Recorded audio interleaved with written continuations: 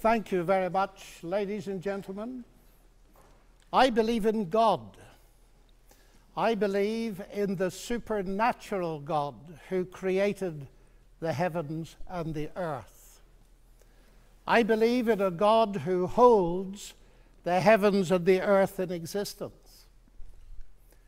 I believe that on the basis of rational evidence, similar to the beliefs held by the founders of this house, who gave this university the motto, Dominus Illuminatio Mea. They saw no contradiction between faith in God and the utmost excellence in rational inquiry. And if I dare mention my alma mater of Cambridge in this holy place, I would remind you that on the door of the Cavendish Laboratory in Cambridge are written the words, "Great are the works of the Lord, studied by all who delight in them." And as we look at the rise of science in the 16th and 17th centuries, Alfred North Whitehead and many others commented that men became scientific because they expected law in nature, and they expected law in nature because they believed in a lawgiver. So, ladies and gentlemen, I'm not ashamed of being both a scientist and a Christian, because arguably Christianity gave me my subject. What I am amazed at is that serious thinkers today continue to ask us to choose between God and science. That's like asking people to choose between Henry Ford and engineering as an explanation of the motor car. When Newton discovered his law of gravity, he didn't say, "I've got a law, I don't need God." No, he wrote the Principia Mathematica, arguably the greatest work in the whole history of science, because he saw that God is not the same kind of explanation as a scientific explanation. God doesn't compete. Agency does not compete with mechanism and law. Why is there something rather than nothing? Alan Sandage, the brilliant cosmologist who became a Christian in his 50s, said God is the answer to that question. But people are now so desperate to show that the universe created itself from nothing, which seems to me to be an immediate oxymoron.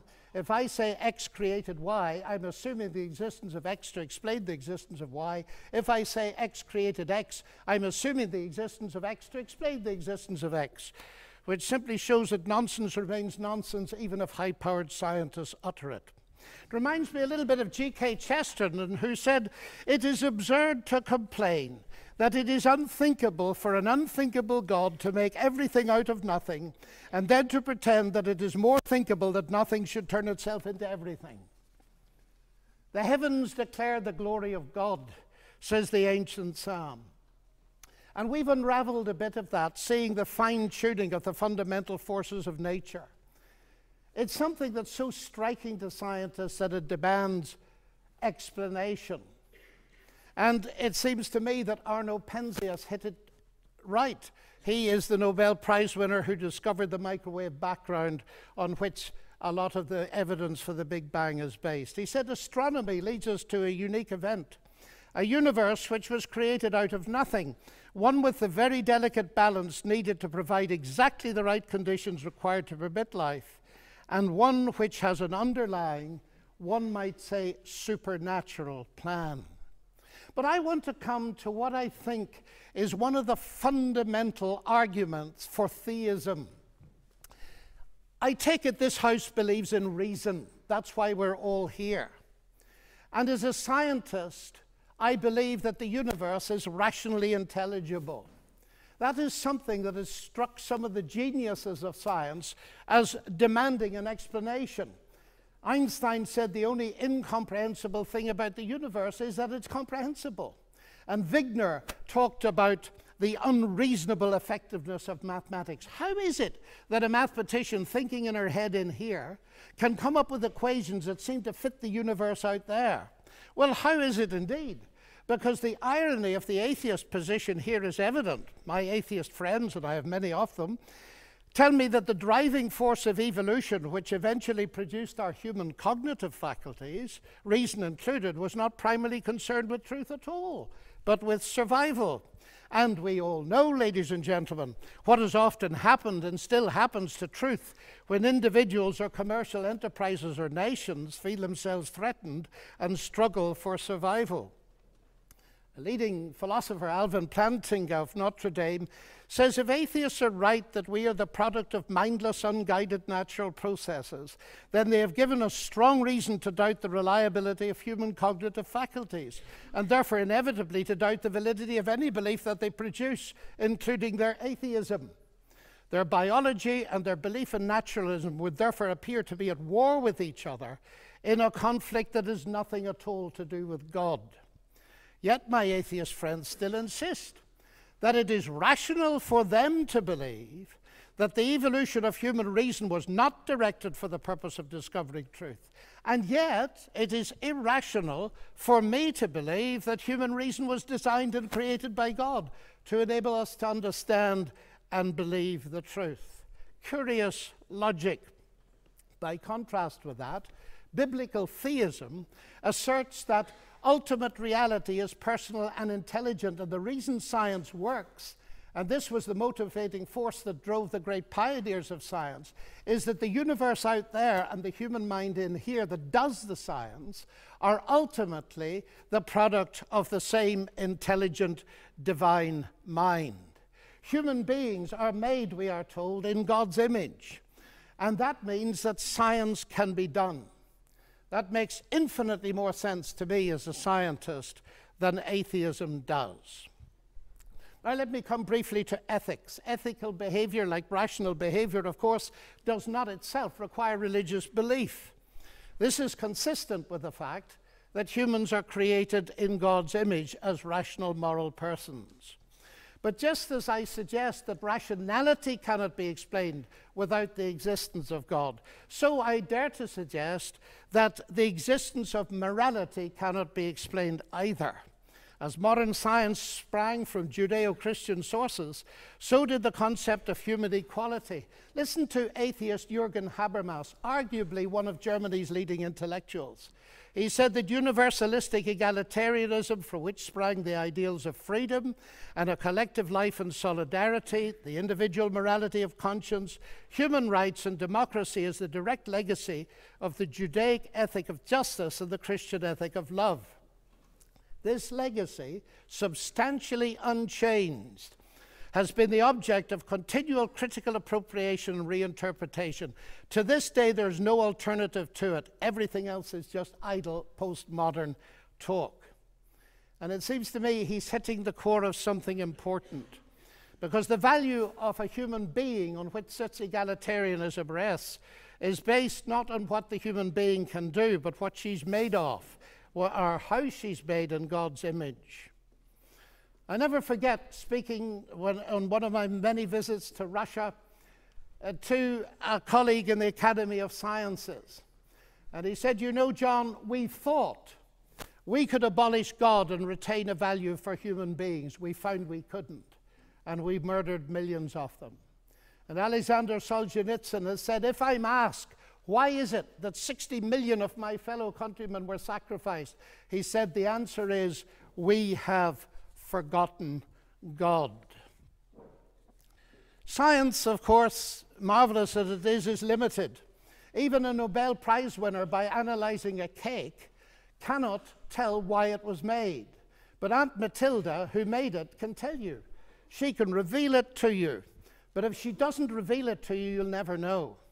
And that brings me to my next evidence. It's the same with the universe. We can analyze it magnificently.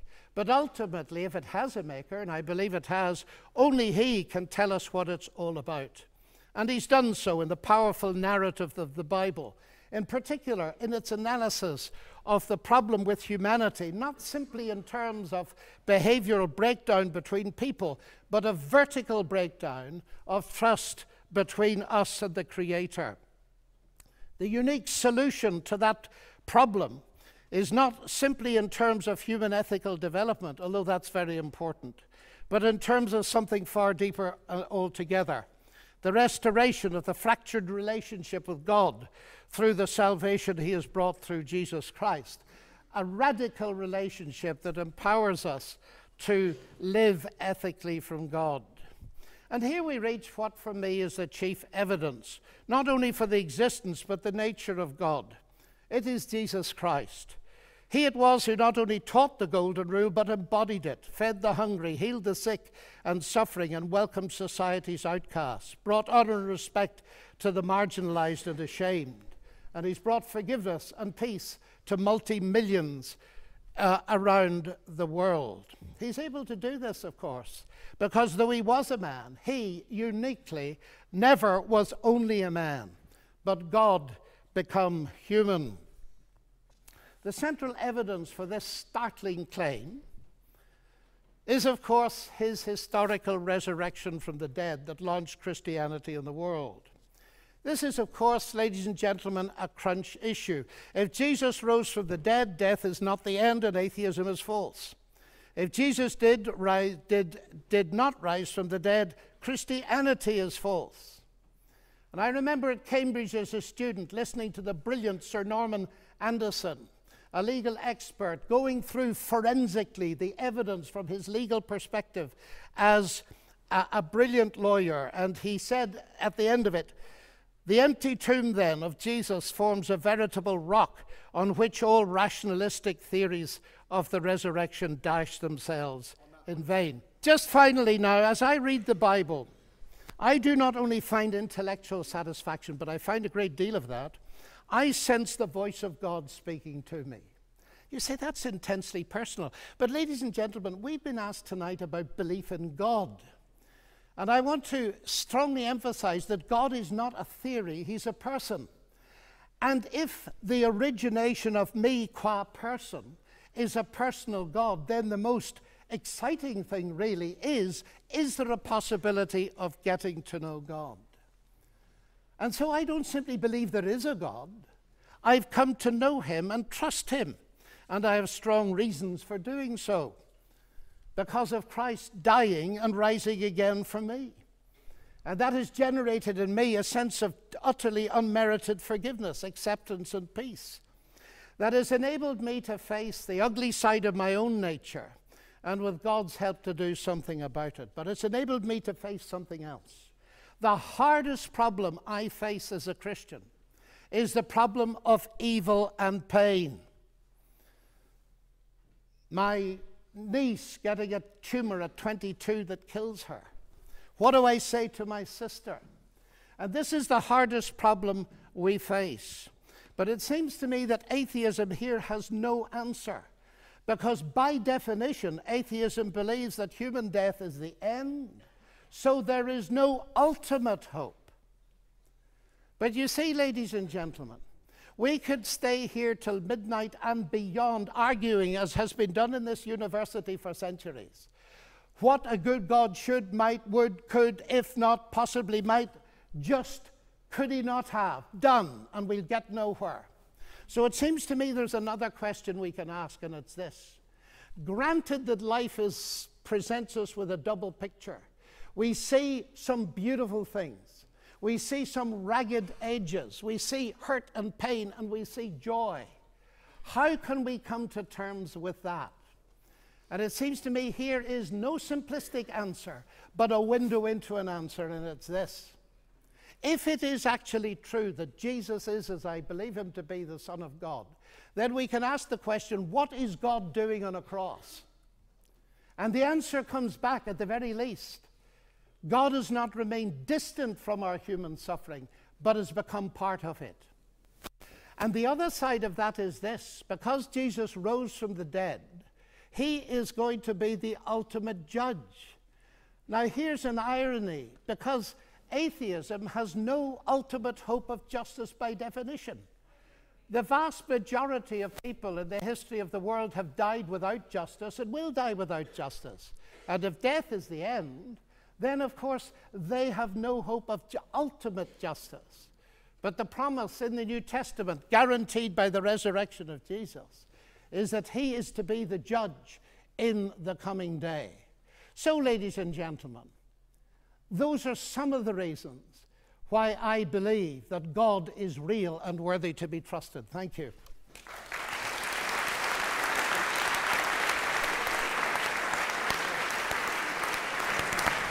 Não.